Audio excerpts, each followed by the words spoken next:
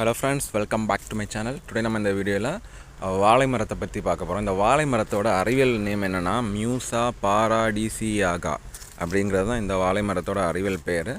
இந்த வாழை மரங்கள் நமக்கு பல வகையில் பயன்படுது. இந்த வாழை மரத்தில் உள்ள பூ கறி சமைக்க யூஸ் பண்ணுறோம். அப்புறமா அந்த இலைகள் எந்த ஒரு மங்கள நிகழ்ச்சிகளுக்கு போனாலும் இல்லாட்டி ஹோட்டலுக்கு போனாலும் இந்த வாழை மரத்தோட இலையில் தான் நம்ம சாப்பாடு சாப்பிட்றோம்.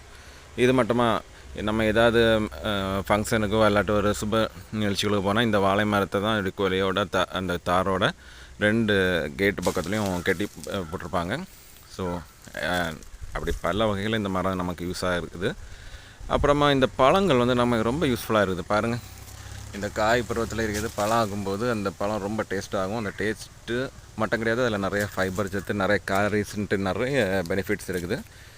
இன்னும் இதுக்கு நிறைய மருத்துவ குணங்களும் இருக்குது. இந்த பழங்களுக்கு இந்த பழங்கள் நிறைய வகையில் நமக்கு பயன்படுது. பொதுவாக உடனடியாக எனர்ஜி கிடைக்கிறது, குளுக்கோஸ் கிடைக்கிறது இந்த பழம் யூஸ் ஆகுது. அப்புறம் இதோட அதிகப்படியான நார்ச்சத்து மற்றும் பொட்டாசியம் காரணமாட்டு எலும்புகளுக்கு நல்ல வலு சேர்க்குது. அப்புறமா இந்த நார்ச்சத்து அதிகமாக இருக்கிறதுனால மலச்சிக்கல் அந்த பிரச்சனையிலேருந்து ஒரு நல்ல ரிலீஃப் கிடைக்குது. இப்படி பல வகையில் நமக்கு இந்த வாழை மரங்கள் பயன்படுது.